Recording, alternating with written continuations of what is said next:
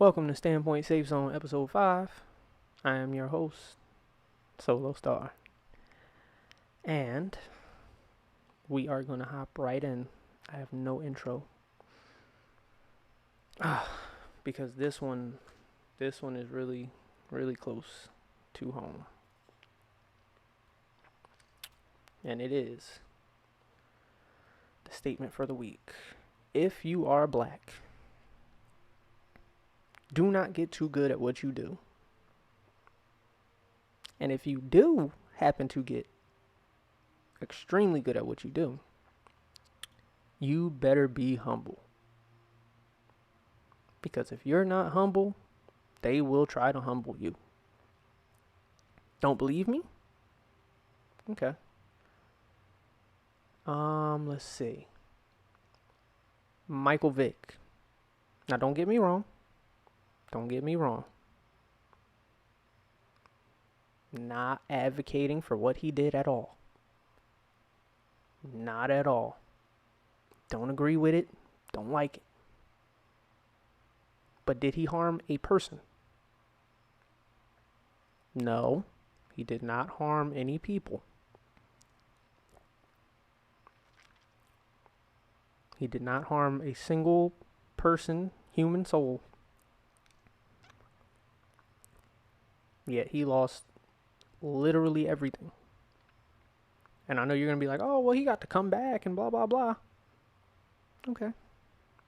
Ben Roethlisberger got to assault women. Human women.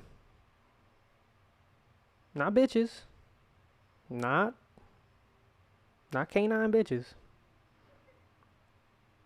Human women. And he got to continue his career. He lost no money. He lost no opportunities. He lost nada. He got to stay. Not only did he lose nothing, he got to stay on the team that he was on. He didn't even have to switch states. He didn't even have to switch uniforms. But Michael Vick, who was the best at what he did, don't get it fucked up. He didn't win no chips, but he was the best. I'm talking about speed and arm. Got everything ripped from him. You don't believe me still? Okay. Kobe Bryant.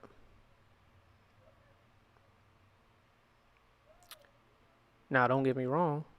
He got to keep, playing basketball. But that's because it literally wasn't true what they accused him of. And people like to bring up, oh, well, it was, he settled out of court. Okay. Well, you go look up all the people who settled out of court instead of taking criminal action. And you let me know, what's wrong with that in the American legal system. Not only that, they didn't have evidence before that. The only reason you settle out of court is because of what? Public opinion. That's the only reason you settle out of court in that situation. They didn't have evidence. They weren't about to convict him. You weren't hearing, oh, well, it's not looking good for him. You weren't hearing any of that. The thing you most remember about the Kobe rape saga is that he had to buy his, he had to apologize to his wife for cheating. Something that should have never been in the news or anything. That's personal.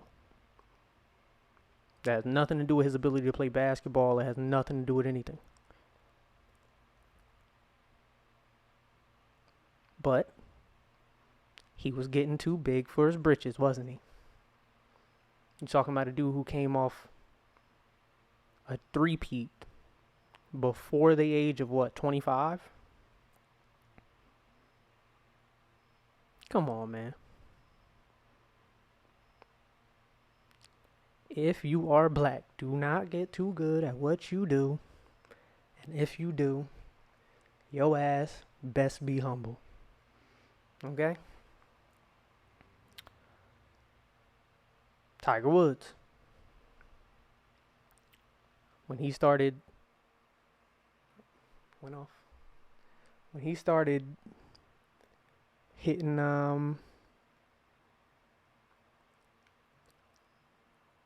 knocking putts in, and then turning around and walking away before they went in. Oh yeah, you're getting too big for your britches, guy. It's not the Tiger that, you got the thing, you got the ball rolling to the hole, and then it gets to the lip and it stops, and the crowd is going so wild that the ground is shaking and it just falls in, and he's super hype. No, it's not that Tiger no more. It's suck my dick Tiger.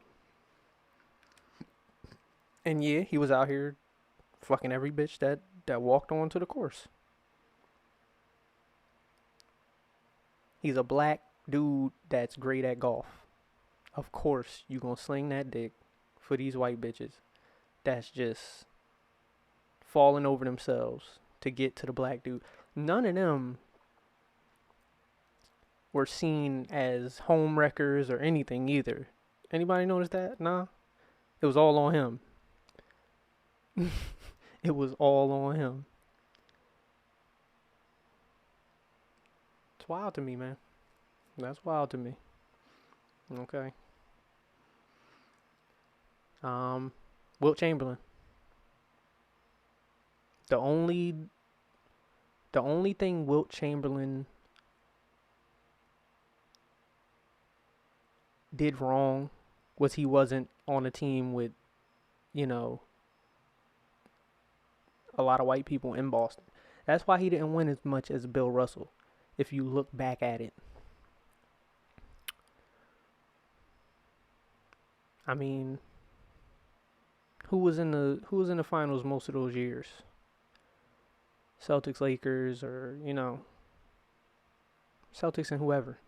Didn't matter. But the Celtics not only had a all white team except for Bill Russell, who was, a phenomenal athlete, but they were also in Boston. So, I mean, say what you want, but seems to me like they had the edge every year in 1964, in the 1960s, in the late 1950s, early 1960s or some shit. And that's how you win 11 rings. If you really want to be honest. Because they wasn't letting Bill Russell score like that. He wasn't scoring hella points. He didn't have the ball in his hands. He wasn't shooting crazy. He wasn't dropping 100 points. He wasn't flashy. He didn't demand the ball the whole time. You know what I mean? Wilt Chamberlain was just dominating niggas. Dominating. And it was just like, oh, okay, well, yeah. You think you're gonna win championships? I don't think so, sir. I don't think so. He was the best. You could try to say Bill Russell all you want to.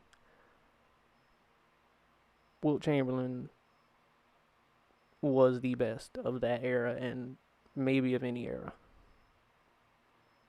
And I know you're going to say, oh, well, he was going up against, carpenters and, like, yeah, But he was giving them business. And you still got to make them shots. You still got to perform. You still got to be available. You still got to be in shape.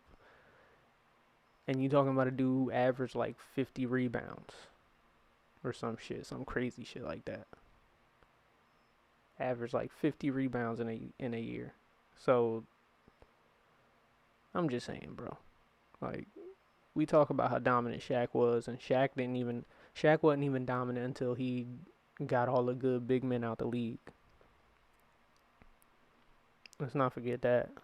Or they was all washed up. Like,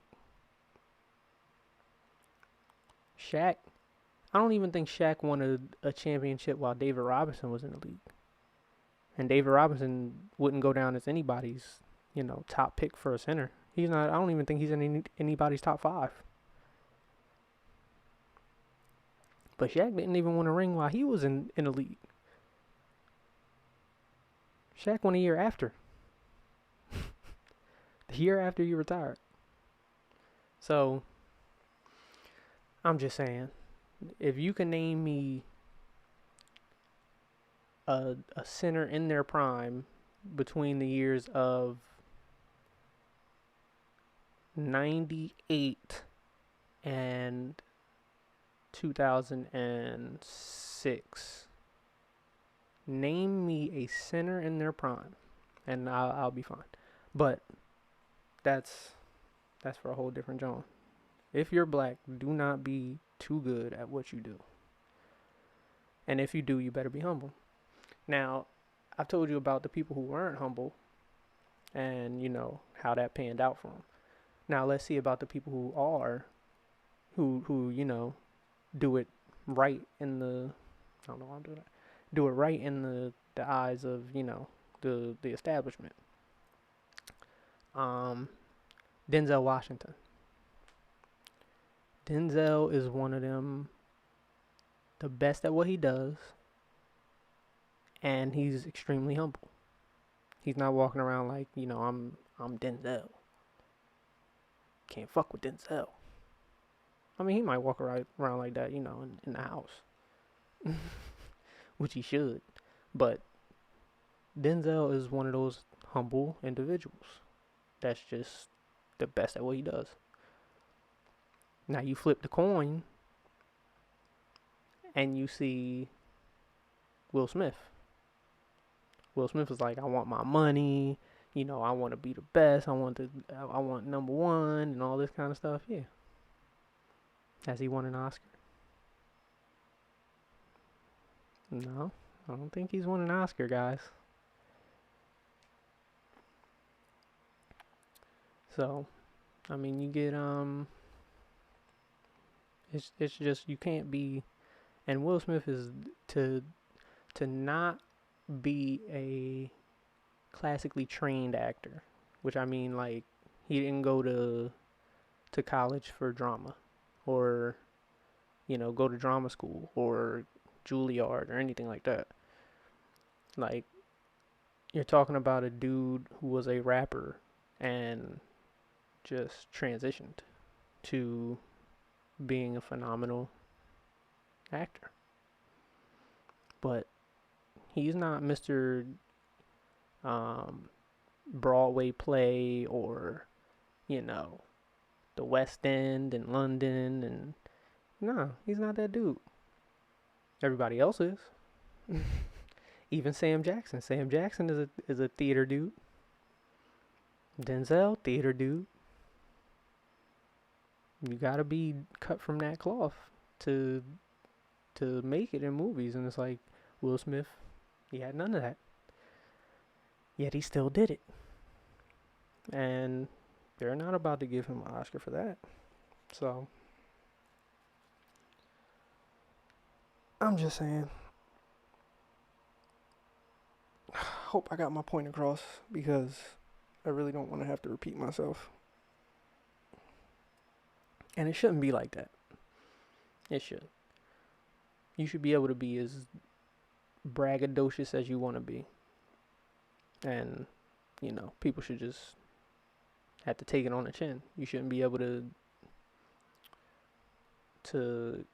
go to these extreme lengths to get me out of what I worked so hard to do. What you worked so hard to be the best at, and now you can't even talk shit like you are the best. You gotta be like, oh no, everybody, everybody's good. Everybody, you know, anybody could be me. And it's like, no, anybody couldn't be you. Because if anybody could be you, they would be you. But no, you best be humble, guy.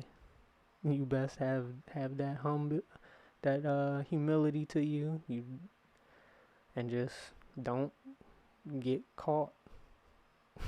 Don't get caught talking that shit, because they just gonna be like, look, um, you gotta go. You gotta go.